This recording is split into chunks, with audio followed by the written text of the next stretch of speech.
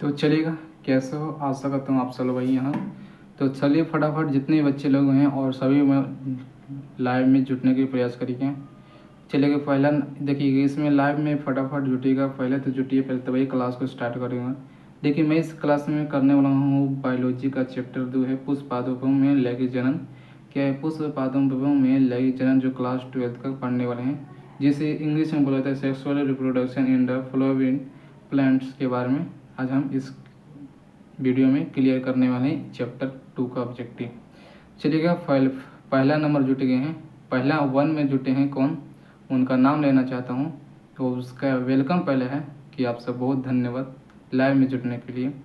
देखिए, वे हैं हमारा, उनका नाम क्या है, यादव ब्रांड।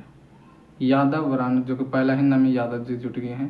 तो देखिएगा, जितने बच्चे जल्दी और फटाफट जल्दी जुटी तो, और सभी या सोहन और कौन कौन है यार, नाम तो टाइटल लिखा करो ना, तो ना पढ़ूंगा। समृता और मंटू। हाँ चलिए फटाफट देखिए क्लास को स्टार्ट करता हूँ। देखिए, पहला नंबर क्वेश्चन है, क्वेश्चन नंबर पहला पर ध्यान दीजिएगा। हमारा क्वेश्चन है पहला,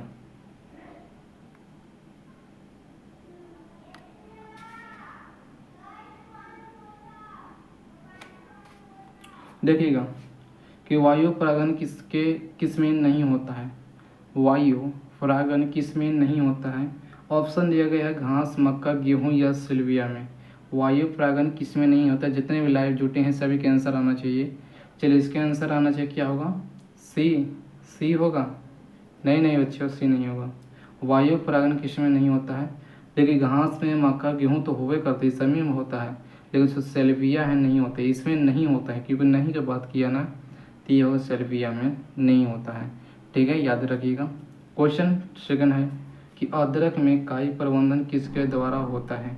इसके आंसर जितने भी लाइव जुटे हैं अपने फ्रेंड के साथ भी शेयर भी करते हैं। जितने आपके दोस्त हैं या दोस्तिन हैं सभी के साथ शेयर भी एक बार होना चाहिए, रुकना नहीं चाहिए शेयर। अदरक में काई प्रबंधन होता है, इसका ऑप्शन दिया गया क्या है, राइजोम, जड़ या ट्यूबर बल्ब।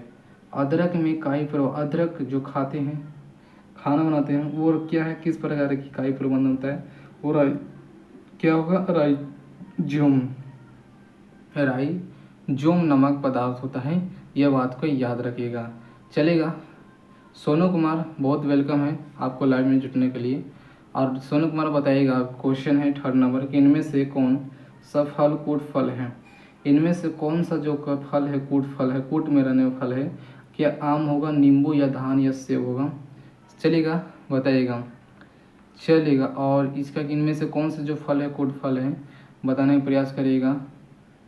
क्या होगा, आम, नींबू या धान, सेब। देखिए, कूट फल है, सेब है, जो कूट में सेब आता है, सेब फल क्या है, कूट फल कहा जाता है। याद रखिएगा, सेब हो गया। इसका करेक्ट आंसर क्या होगा, डी नंबर होगा। अगला क्वेश्चन है चौथा नंबर, एंट्राफस विचार्ट होता है। एंट्राफस विचार्ट होता है, क्या होगा, देखिए, राधा, बहुत अच्छे। चलेगी बहना, आप भी बताइएगा राधा जी, क्या होगा इसका आंसर। एंट्राफस विचार्ट होता है, क्या सीधा होता है या उल्टा, गोला या वक्र की तरह होता है, बताइएगा। जितने भी लाइव जुटे हैं इसके आंसर ना चाहिए। ए, कोई ए दे रहे हैं, कोई क्या दे रहे हैं, डी, बी। चलिए, बहुत अच्छा आ रहा है, बी के ज़्यादा आ रहा है। एंट्राफ जो विचार्ट होता है वो उल्टा होता है, क्या है, इसका फाइनली एन बी नंबर होगा, उल्टा होता है।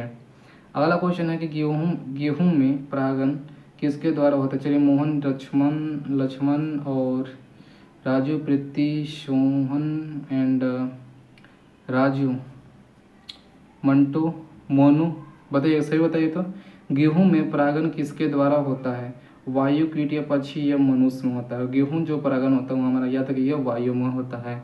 क्या होता है, इसका फाइनली ए नंबर होगा, वायु में। चलिए, इसका आंसर आना चाहिए। और 6 नंबर क्वेश्चन का देखिएगा, 6 नंबर क्वेश्चन के आंसर लगाए तो कि बीजार्ड विकसित होकर क्या बनता है। बीजार्ड विकसित होकर क्या बनाता है, क्या बता सकते हो, बीजार्ड विकसित होकर क्या बनाता है, तो यह बनाता है बीज को। ठीक ना, सभी के आंसर आना चाहिए सी नंबर। चलिए, ये सभी तो गलती बताते हैं ना, बी बताते हैं, फूल में बीजार्ड होता है। नहीं बच्चे, ये गलती है, बीच में होता है, ठीक है। ये बिजार मतलब बीच मतलब बीच, और यहाँ बीच, बीच यार, बीच, ऑप्शन सी होगा। अगला है एनोमोफिली में, एनोमोफिली में परागण किसके द्वारा होते हैं? एनोमोफिली में परागण किसके द्वारा होता है? तो देखिए सभी के आंसर आना चाहिए, जितने बच्चे लोग जुटे हैं। राधिका और मंटू यादव, बहुत अच्छे, आंसर अच्छा आ रहा है। एनोमोफिलिया में नाम क्या है? एनोमोफिली में परागण किसके द्वारा होता है? यह होता है वायु में, ऑप्शन इसका बी नंबर होगा, वायु। अगला है 8 नंबर कि एनोमोफिली नामक परागण किसके द्वारा, तो वही होता है, यह होगा हवा में, क्योंकि वायु और हवा एक ही चीज़ होता है। वायु कहिए या हवा कहिए, पवन कहिए दहन कहिए, सभी के एक ही है। दहन तो एक आग में आ गया ना। याद रखिए ऑप्शन नंबर डी होगा। अगला है इंटो मूंगफली में परागण किसके द्वारा होता है? इंटो मूंगफली में परागण किसके द्वारा होता है? क्या जल, कीट या जानवर या वायु में? चलिएगा ध्यान दीजिएगा, इंटो मूंगफली में परागण किसके द्वारा होता है? इंटो मूंगफली में परागण किसके द्वारा होता है? तो यह होता है कीट में। क्या है ऑप्शन इसका बी नंबर हो, कीट में। चलिएगा राधिका जी बताइएगा, आपके लिए क्वेश्चन है 10th नंबर, बताइएगा 10th नंबर क्वेश्चन है कि इंटोमोफिली नामक परागण किसके द्वारा होता है? चलिए रोहित बताइएगा अभी कि इंटोमोफिली नामक परागण किसके द्वारा होता है। जितने भी जुटे हैं सभी को बताना है, एक नहीं बच्चे को रहे, सभी है जो बताइएगा कि इंटोमोफिली में नामक परागण किसके द्वारा होता है।